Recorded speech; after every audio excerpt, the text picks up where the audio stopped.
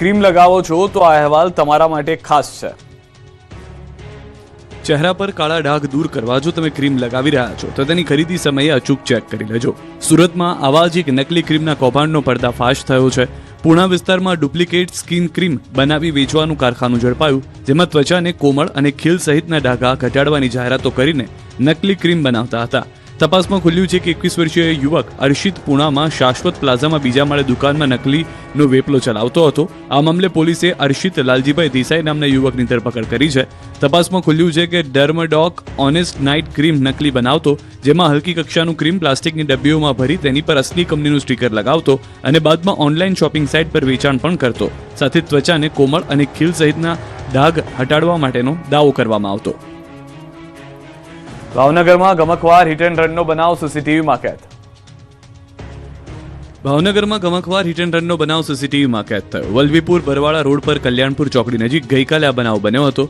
સીસીટીવીમાં સાફ જોઈ શકાય છે કે બેફામ રફતારે એક નિર્દોષનો ભોગ લીધો।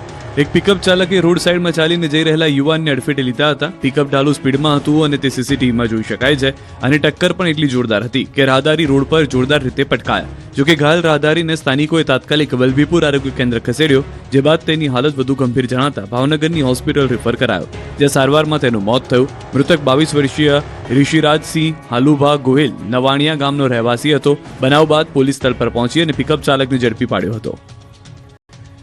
ચાર પગનો આતંક સુરતના ગામમાં 17 મરઘાનો શિકાર કરનાર ફરી દેખાયો। સુરતના માંગરોળના શાહ ગામમાં દીપડાના આટા ફેરાથી રહીશોમાં ભારે ફફડાટ ફેલાયો। રહેણાંક વિસ્તારમાં દીપડાની એન્ટ્રીથી ભય ફેલાયો। ગામના નવાપરા ફળિયામાં ઘરમાં દીપડો ઘૂસી આવ્યો અને તેની હરકત મોબાઈલ કેમેરામાં કેદ થઈ હતી। શિકારની શોધમાં આવેલ દીપડો છેક ઘરની ઓસરી સુધી પહોંચી ગયો। તે સમયે એક યુવાને દીપડાને પોતાના મોબાઈલ કેમેરામાં કેદ કર્યો। આ ગામમાં અત્યાર સુધીમાં દીપડો 17 મરઘાનો શિકાર કરી ચૂક્યો છે। હવે ફરી દીપડાના આટા ફેરાથી ગામમાં ડરનો માહોલ છે। આ તરફ રાજકોટના ધોરાજીમાં રખડતા આંખલા માથાનો દુખાવો બન્યા છે। પાલવડ વિસ્તારમાં 2 આંખલાઓ બાખડતા અફરાતફરી મચી ગઈ। આંખલાના યુદ્ધમાં વાહન ચાલકો ભોગ બન્યા। પાર્ક કરેલા બાઇકને આંખલાએ લીધા અડફેટે। બાખડતા આંખલાની ટક્કરથી બાઇકનું કચ્ચરઘાણ નીકળી ગયો। બાખડતા આંખલાનો વિડીયો હાલ સોશિયલ મીડિયામાં વાયરલ થયો। શહેરમાં રખડતા ઢોરની સમસ્યાના કાયમી ઉકેલની લોકો માંગ કરી રહ્યા છે। સિંગતેલના ભાવ અંગે મોટો ખુલાસો। વેપારીઓના મતે હજુ પણ વધી શકે ભાવ।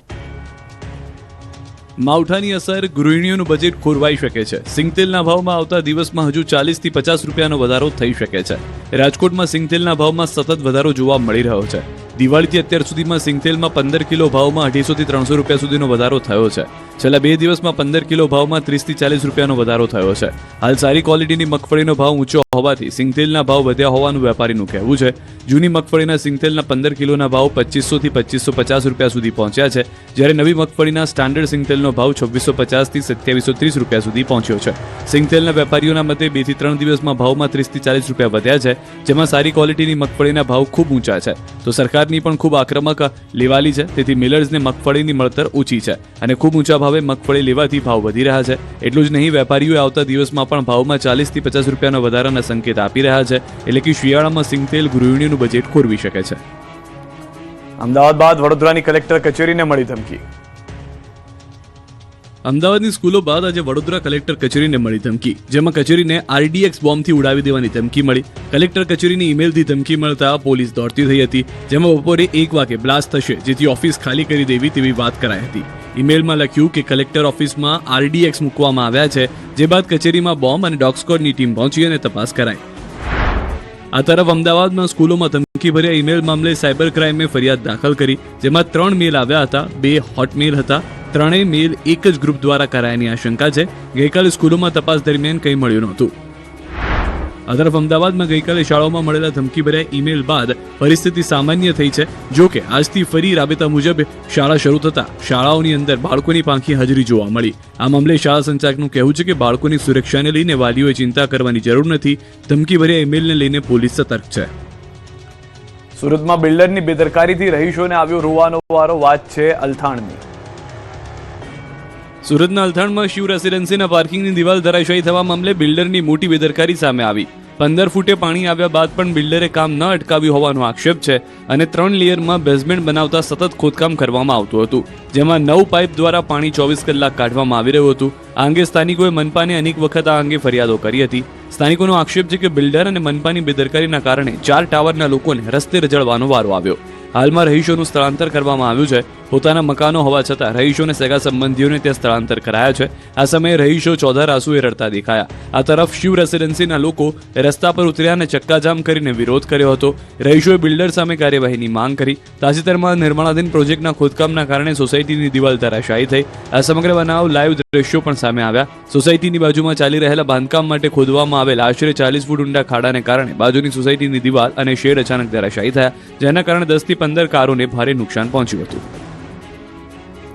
અમદાવાદમાં સોસાયટીના વિવાદને લઈને સ્થાનિકોનું હલ્લાબોલ.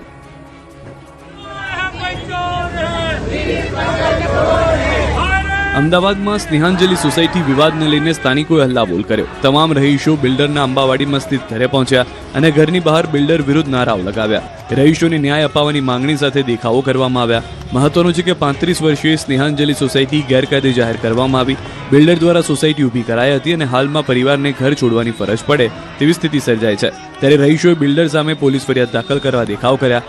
આ તમામ રહીશોને સરકાર દ્વારા હાઉસિંગ બોર્ડના મકાન અપાયા હતા, પરંતુ રહીશોનું કહેવું છે કે 10,000 ભાડું ભરી મકાન લેવાનો કોઈ મતલબ નથી. તેથી તેઓ રોષે ભરાયા છે, યોગ્ય ન્યાયની માંગ કરી રહ્યા છે. દાંતાના ગામમાં હિચકારા હુમલાના 6 દિવસ બાદ ગામ લોકોની બેઠક. બનાસકાંઠાના દાંતા તાલુકાના પાડલિયા ગામમાં લોકો એકઠા થયા હતા. પાડલિયા ગામમાં 6 દિવસ અગાઉ હુમલા અને ઘર્ષણના બનાવ બાદ આ બેઠક મળી હતી. પાડલિયા ગામ આસપાસના ગામડાઓના સમાજની બેઠક મળી, જેમાં હુમલાની ઘટનાના નિરાકરણ અને આગામી સમયમાં આવી ઘટના ન બને તેને લઈને ચર્ચા કરવામાં આવી. આ સાથે જ ટોળા પર થયેલી ફરિયાદ રદ કરવાની માંગ કરાઈ. સાથે જ નિરાકરણ નહીં આવે તો આવતા સમયમાં કલેક્ટર કચેરીએ ઘેરાવો કરવાની ચીમકી ઉચ્ચારાઈ. તાજેતરમાં પાડલિયા ગામમાં વન વિભાગના કર્મચારી અને પોલીસ કર્મીઓ પર હુમલાનો બનાવ બન્યો હતો, જેમાં 47 થી વધુ લોકો ઘાયલ થયા. આક્ષેપ છે કે આ હુમલો 500 થી વધુને ટોળાએ કર્યો, જેમાં તીર કામઠા, ગોફાણ, પથ્થરોથી હુમલો કરાયો અને પોલીસના વાહનોને આગચંપી કરાઈ હતી.